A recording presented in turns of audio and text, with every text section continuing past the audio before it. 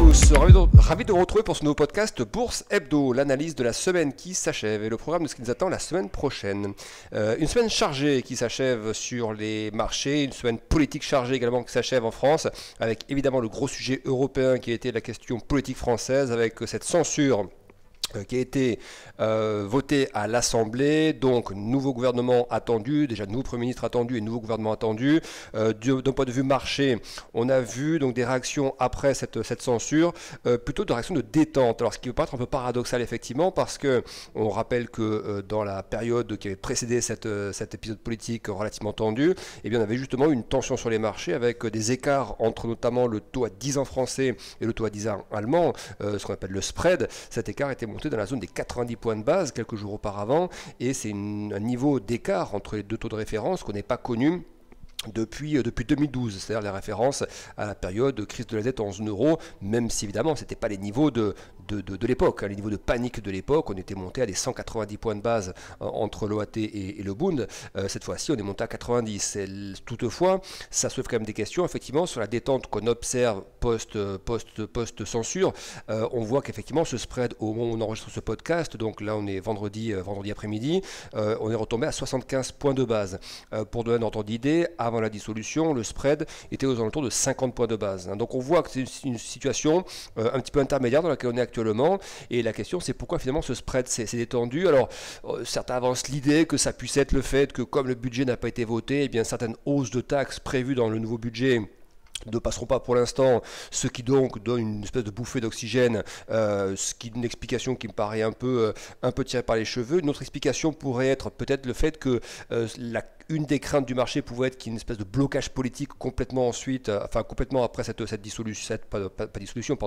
censure, et on a l'impression qu'effectivement le chef de l'État veut continuer à avancer, à savoir une nomination de nouveau Premier ministre et ensuite formation d'un nouveau gouvernement, et puis des discussions qui reprendront d'ici quelques semaines. Donc c'est peut-être le fait qu'il y ait toujours un mouvement politique finalement, qu'il y ait toujours du mouvement, du momentum politique qui fait que le marché décide de se détendre un petit peu. Mais la question en revanche, je pense, reviendra rapidement sur la table des marchés, c'est-à-dire qu'à un moment donné, si effectivement il y a des retards pris dans la nomination d'un nouveau Premier ministre, dans la formation d'un gouvernement, et qu'on n'arrive pas par les voies classiques à valider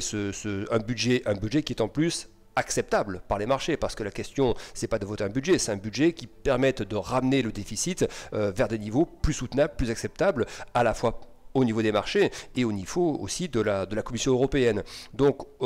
voilà, pour l'instant on va dire que c'est une espèce de pause qui s'opère en cette fin de semaine sur les actifs français. On a vu le CAC 40 qui a un petit peu rebondi. Alors sur le CAC, il peut aussi y avoir une explication il y a deux phénomènes probablement sur le rebond du CAC qu'on observe en fin de semaine. La première c'est l'idée que le marché c'est déjà beaucoup dégradé, le CAC 40 notamment s'est beaucoup dégradé depuis le mois de juin, date de la dissolution, et que donc il y avait déjà beaucoup d'anticipation, beaucoup d'intégration dans les niveaux de prix, du risque politique français, avec le risque fiscal qui va avec notamment. Et on a bien vu cette sous-performance énorme entre par exemple un DAX allemand qui progresse de 20% sur l'année, et puis un CAC 40, alors si on le prend hors dividende, qui est toujours négatif sur l'année, et dividende inclus qui doit être à peine positif. Donc il y a quand même une très grosse sous-performance du CAC 40 par rapport à ses homologues européens, et donc probablement qu'à un moment donné se pose la question des valorisations, de la chasse aux bonnes affaires, quand vous avez un indice comme ça qui a très peu performé et qui inclut pourtant de très belles valeurs du luxe ou autres, et en plus des valeurs qui servent des rendements, pas les valeurs du luxe forcément, mais d'autres valeurs françaises dans le CAC qui ont des dividendes relativement élevés.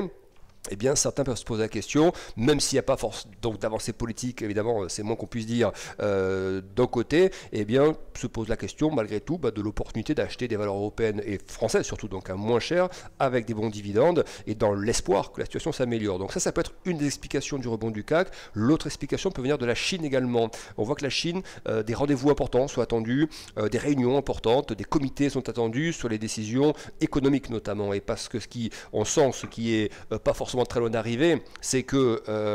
des nouvelles mesures de stimulation sont peut-être à l'horizon. Alors probable que la Chine attende quand même d'en savoir un peu plus sur les intentions de Donald Trump et donc la politique américaine pour annoncer éventuellement et voir surtout le risque qui se présente d'un point de vue économique pour elle, et ensuite par rapport à ça, en fonction de ce que présenteront les Américains comme nouvelle taxe ou comme sanction possible tarifaire, douanière dans le cadre de discussion, eh bien à quel moment la Chine devra peut-être en faire plus pour soutenir son économie. Et donc finalement, l'idée que la Chine doit en faire plus pour soutenir son économie, et donc ces réunions, notamment économiques qui se profilent, eh bien ça peut être aussi un des moteurs du petit rebond qu'on a, enfin pas du petit, du rebond sympathique qu'on a sur le CAC 40 dans cette fin de semaine. Pour moi, je trouve qu'on est toujours dans une situation assez fragile pour l'instant. C'est-à-dire que je serais plus rassuré de voir un CAC commencer à renaviguer à 7008, 8000 et qui me paraîtrait une zone à ce moment-là plus favorable finalement pour éloigner le risque de rechute. À ce stade, c'est un rebond, peut-être un petit peu technique, peut-être catalysé par les événements qu'on vient d'expliquer, la Chine notamment, mais on n'est pas encore, semble-t-il pour l'instant, pour moi en tout cas, sur des niveaux suffisamment costauds pour considérer que tout risque est écarté. Mais pour autant, je pense qu'un peu plus haut, à 7008, 8000, on commencera à retrouver des niveaux qui seront plus cohérents avec un éloignement du risque de rechute fort. Voilà pour cette partie sur l'Europe. On voit aussi que les discussions en Allemagne progresse sur la nécessité de changer un peu ce dogme du plafond de la dette, de ce plafond de verre du plafond de la dette en Allemagne, pour justement faire l'investissement, pour stimuler l'économie. Donc on voit aussi que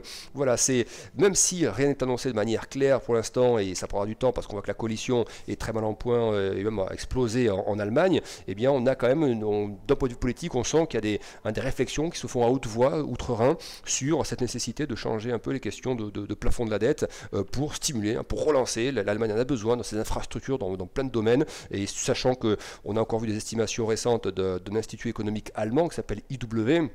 qui considère que cette année, le PIB allemand va se contracter de 0,2% sur l'ensemble de l'année, donc une deuxième année sans croissance, et que l'année prochaine, cet institut économique allemand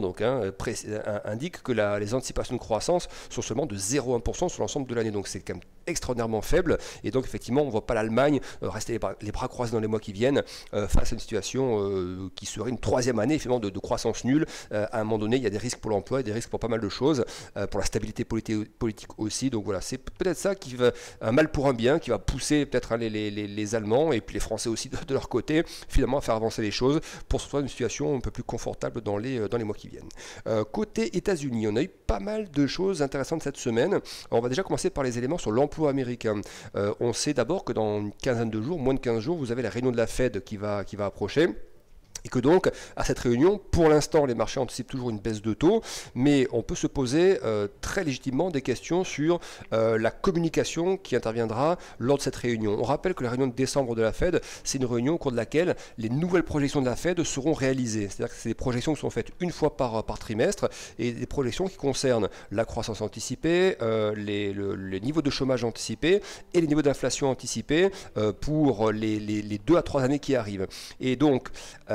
on a entendu plusieurs membres de la Fed s'exprimer cette semaine, et même la semaine précédente, de toute nature, parfois des centristes, parfois un peu plus faucons, mais parfois aussi quelques colombes, ne pas montrer d'empressement sur la question des baisses de taux supplémentaires, expliquant que oui, il y avait des progrès sur l'inflation, etc. Mais de nombreux membres de la Fed ont quand même relevé que les progrès sur l'inflation avaient stagné ces derniers temps, et c'est effectivement ce qu'on constate, ce qu'on dit, ce qu'on décrit dans ce podcast régulièrement, c'est que depuis maintenant 5 mois consécutifs sur l'inflation qu'on appelle l'inflation core PCE, qui est l'inflation la plus surveillée par la Banque centrale américaine, c'est une des mesures de l'inflation sous-jacente aux États-Unis, hors alimentation, hors énergie donc, eh bien cette inflation n'a pas fait de progrès depuis 5 mois vers l'objectif. On a même un petit peu rebondi ces derniers mois, on est revenu sur des niveaux qu'on n'avait pas vus depuis depuis le avril ou mai, si je ne me trompe pas. En tout cas depuis le deuxième trimestre de cette année. Donc il y a un petit rebond d'inflation sous-jacente aux États-Unis, et effectivement ça pousse probablement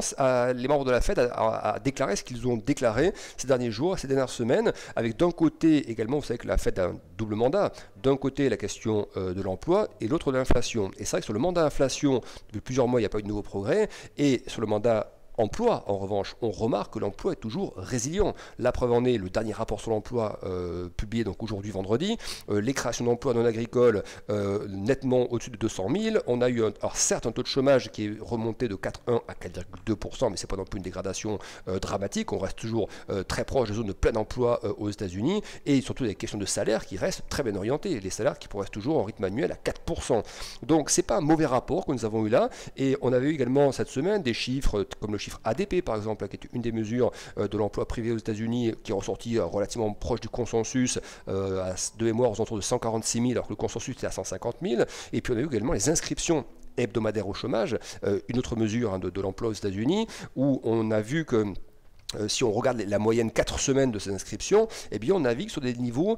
toujours les niveaux d'avril et de mai dernier. Et qu'en fait, tout l'épisode un peu de remontée qu'on a vu cet été de ces inscriptions au chômage, eh bien, a été totalement gommé. Et on se souvient, et ça me semble important de le préciser, que c'est notamment, il y avait courant de l'été une petite dégradation de l'emploi. On avait vu notamment ces inscriptions au chômage remonter un petit peu. Il y avait eu un ou deux rapports sur l'emploi un peu moyens, un peu mitigés cet été. Et on avait senti que c'était ça qui a fait pivoter Jérôme Powell, notamment sur la question de l'emploi, pour s'assurer que la politique monétaire préserve l'emploi. Or là, ce que les chiffres de l'emploi récent nous montrent, et ce que les chiffres d'activité également nous montrent, pas seulement les chiffres d'emploi, mais toutes les données économiques publiées ces derniers mois aux États-Unis, eh bien c'est plutôt résilient. Et donc, ça soulève légitimement la question, vu qu'il n'y a pas de manifestation de dégradation de l'emploi, que l'économie tient toujours très bien. Je rappelle que la Fed d'Atlanta estime actuellement, en regardant les dernières données dont elle dispose pour ce quatrième trimestre, qu'on est sur des rythmes de croissance au T4 de 3,3% en annualisé, mais 3,3%. Et c'est une donnée qui a été systématiquement revue à hausse ou très régulièrement revue à la hausse ces dernières semaines en termes d'estimation pour la croissance américaine. Donc c'est quand même des chiffres là aussi qui montre que la Fed d'Atlanta qui fait un calcul, pas seulement pour la région d'Atlanta, pour les États-Unis, eh bien, montre qu'il n'y a pas, à l'horizon en tout cas, de ces estimations, de crainte particulière sur la croissance. Et on peut même revenir sur les propos de Jérôme Powell lui-même cette semaine, qui a reconnu que depuis la réunion de septembre dernier, qu'il cite parce que c'est évidemment la réunion au cours de laquelle il y a eu les dernières projections de la Fed en nombre de baisses de taux anticipées, notamment pour cette année, pour l'année suivante et encore celle d'après, eh bien Jérôme Powell a dit que l'économie avait été plus forte qu'attendue, avait évolué de manière plus solide qu'attendue par rapport à ce qui était anticipé lors de la réunion de septembre. Donc vous voyez tous ces propos-là et la prudence de plusieurs membres de la Fed qui sont aussi exprimés en parallèle de Jérôme Powell, cette prudence sur le fait de ne pas être trop vite dans la recherche du taux neutre, donc de ne pas en gros baisser les taux trop rapidement, et bien que cette prudence s'est manifestée,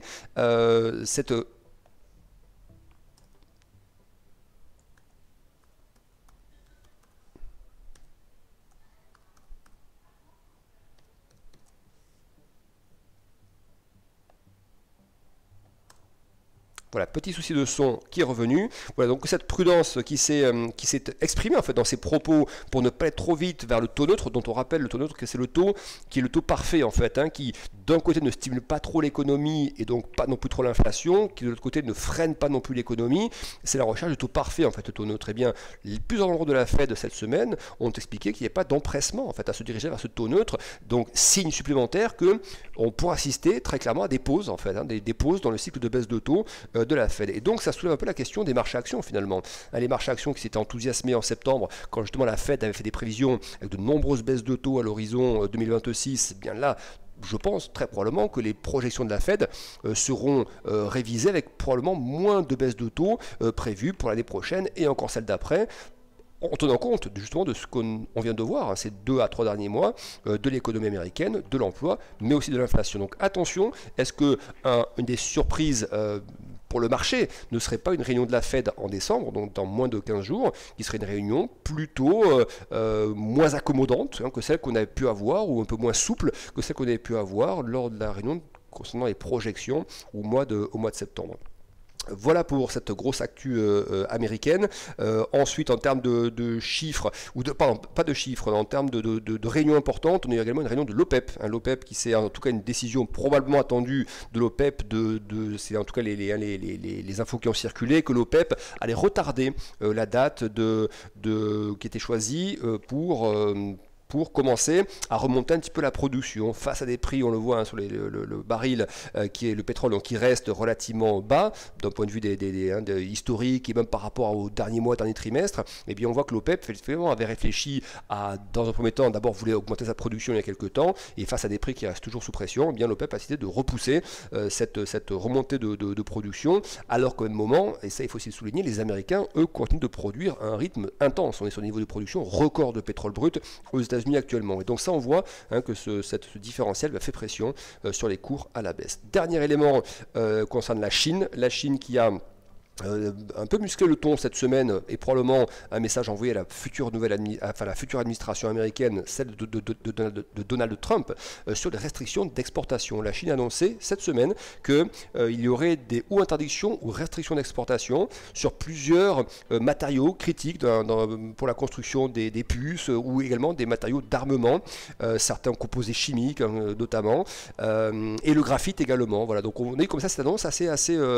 surprenante en fait, assez surprise en tout cas, et probablement la Chine qui marque effectivement son territoire et qui envoie là un message un message un peu moins, voilà,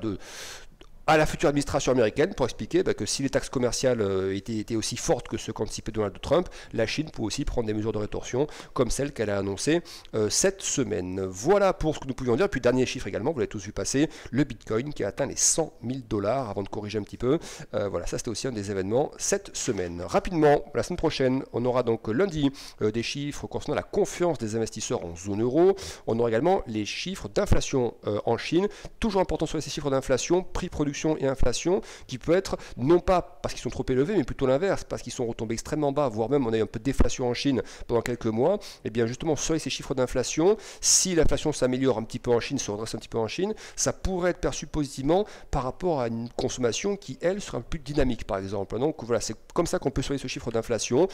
Donc lundi en Chine, un chiffre d'inflation meilleur qu'attendu, un peu plus élevé qu'attendu, pourrait être bien perçu par rapport à une consommation qui sont donc peut-être un peu plus dynamique qu'il y a quelques mois. Mardi, on aura la réunion de la Banque d'Australie, la décision donc de la Banque d'Australie, de la RBA par rapport à ces taux. On aura également des chiffres sur la balance commerciale chinoise. Toujours important de les regarder. Évidemment sur le moteur export, ça c'est le moteur classique et habituel de la Chine, mais ce qu'on regarde beaucoup depuis quelques temps, c'est le moteur import. Si ce moteur import est plus important que prévu, ça sous-entend là aussi que la demande intérieure sera meilleure potentiellement, et donc un signe que les mesures de soutien prises par la Chine depuis quelques mois commencent à faire effet. Donc la balance commerciale sera plus importante sur la partie même probablement des importations que des exportations dans le contexte actuel que connaît la Chine. Mercredi, journée importante pour les marchés, des chiffres d'inflation aux États-Unis. Cette fois-ci, ce sera l'inflation CPI, donc on aura ça mercredi après-midi, et décision également de la Banque du Canada sur ces taux. Jeudi, c'est décision de la Banque centrale suisse et de la BCE, donc réunion évidemment importante pour la Banque centrale européenne. Une baisse de taux dont on est certain, il y aura bien baisse de taux de la BCE jeudi. La question,